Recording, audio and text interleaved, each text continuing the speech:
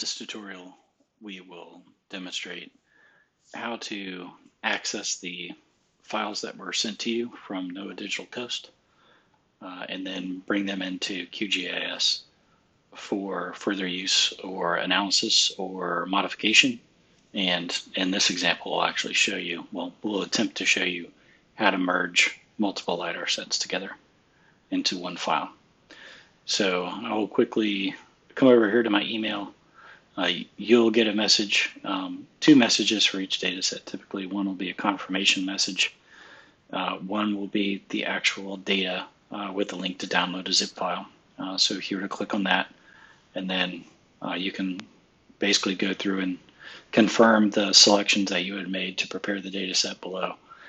There were two data sets that are requested in the last video when I was demonstrating how to access and download data from NOAA Digital Coast. So there's a second email. I'm not going to show that. But basically, we end up with two zip files, and we have them here. So open QGIS and start a new project. Fortunately, accepted data sets that are easily recognized, like raster TIFF files, you can just drag and drop into your project space. And usually it will take care of recognize the coordinate reference system and take care of any data translations. I'm going to go ahead and pull in the Google satellite and put that in the background so we can have an additional reference point.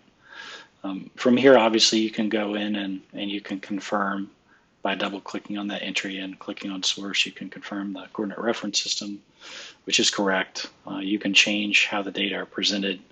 As an example, I'll come through here and switch the render type to single band pseudo color and change my limits from -10 to 30. I'll just use this color ramp here, which is not great for looking at elevations, but makes a nice looking image.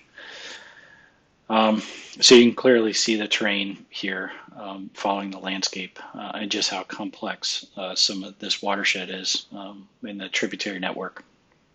And you might look through here briefly and just like see some really weird features, like what the heck is this blocky thing? It doesn't seem to, fit in the landscape. And if you turn off that and look at the underlying imagery, I'm pretty sure that's a landfill there, if memory serves correctly. And then looking around at other weird artifacts, like, oh, there's a weird horizontal line there. There's some weird streaking there. It almost looks like somebody dragged a paintbrush and just like totally cut it through here. Well, if you turn this off, you'll see that it was actually an airport runway.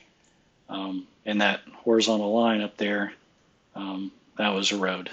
So, I mean, it does kind of make sense when you start to look at things that are going on in the landscape, just as kind of confirmation that what you're seeing is appropriate.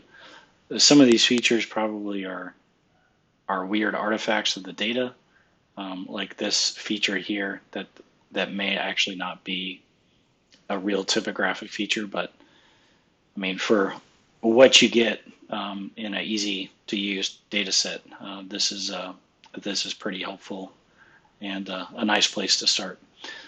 So you can see some weird elevation manipulations that have been done in the landscape there near a development. So from here, there are lots of different things that you can do with the raster data set in terms of you can do additional manipulations or calculations. If you wanted to change units, you could do that using the raster calculator. If we go up here and go to the raster menu, go to raster calculator, there are all sorts of other things that you can do. One of the things that you can do is also merge rasters. So in this other LiDAR data set that we downloaded, I'm going to try and drag and drop these into our project. And there's no guarantee that any of this is going to work. But you can see that just putting this LiDAR data set and laying it over the background, you can see that there's a lot of stuff missing, right? You see the data set underneath coming through, not only in the water bodies, but also in some of these weird typographic features.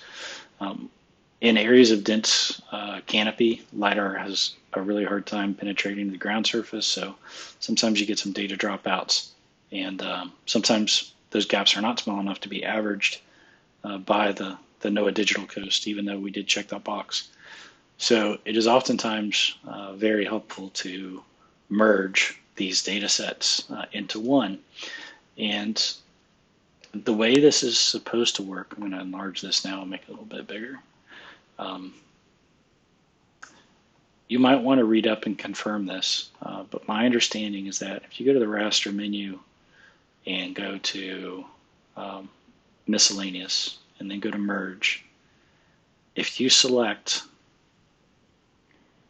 these files that you want to merge together into one, a couple things to keep in mind. If the data files that you're merging have different resolutions, certain areas of your map will be at one resolution and others will be at the other resolution. So the merging does not re-interpolate or change the resolution. It basically just cobbles together or adds and subtracts areas that are either represented or not represented by the data. And I believe it's in the order shown. So the higher the file is in the stack of rows, the more priority it gets. Now, this is actually good because we can see that there are a lot of areas that don't have water, and our LiDAR data probably is much more accurate in terms of elevation. So we want the LiDAR data to be higher priority, and then where it doesn't have data, it should capture and merge the underlying or background data sets. So the stuff that we see coming through and filling those gaps should be essentially added in or combined with the layers on top to create one new file. And in this case, all having the same resolution of 3 meters by 3 meters. So select the files that you want to merge, and then I believe that's really all you have to do. There might be a way to further categorize or characterize how the priority of things that you want to merge. I'm not entirely sure about that. This is shaping up to be a horrible tutorial, but we're going to run it and we'll see what happens. It's not uncommon to get these types of errors. I've seen that happen most of the time in merging data sets, and it always does produce a final product that after spot checking does seem to make sense. So we're going to go turn off the underlying data that were used to do the merging, and we're only going to show this merged product. And let's go change some of these parameter values. And let's see what it gives us. Let's go from 5 to 30.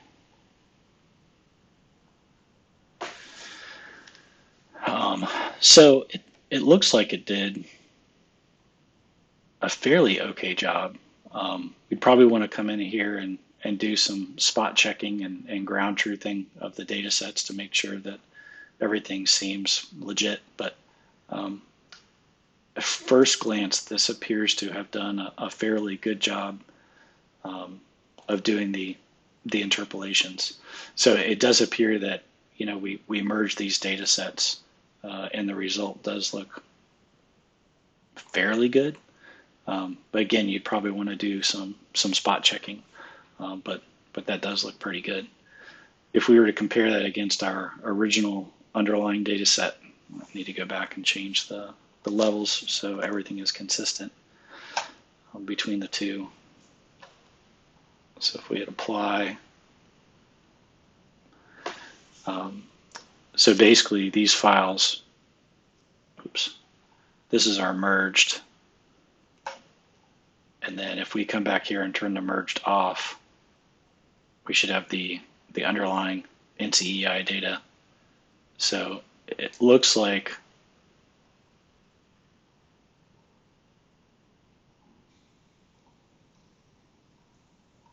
for the most part, everything is fairly consistent. So either it didn't merge it, which is definitely a possibility.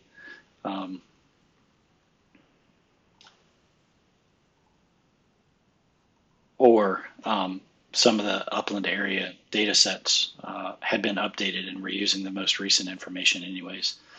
So that is definitely also a possibility that you have to consider. But regardless, you know, we don't necessarily need to merge the data to do the model grid development. We can get by with probably, for the most part, only using this 9th arc-second resolution data set. So the merging thing probably is not necessary for the most of the time when we're developing the models. One thing that we would likely do in a model grid development, if we were trying to model a specific project design, we would go out and survey our project area and we would incorporate that data into our data set. So we would go and cut out all of the data within our project footprint where we have survey data and then put the survey data in there and essentially create a merged product that way. Just to go back and confirm that this is actually a 3 meter by 3 meter resolution. I'm using the measure tool and looking at the individual pixels here, and it does appear that this is approximately 3 meter by 3 meter resolution. A 9th arc-second isn't exactly 3 meters, but it's pretty darn close. So yeah, that's it. From here, lots of different things you can do in QGIS in terms of using raster tools, especially over here using the processing toolbox. You've got a lot of things that you can do there in terms of raster analysis, creation, different tools for manipulating and working with the data. For model grid development, for people working in my research group, we typically do a lot of grid development in Aquaveo's SMS modeling package. And these TIFF files, you don't even need to bring into QGIS. You can just bring those directly into SMS and work with them there. There's SMS has a whole suite of tools to convert those rasters to scatter point data, which you can then use to interpolate to a model grid to get your elevations and terrain. That's it. That'll conclude this brief tutorial.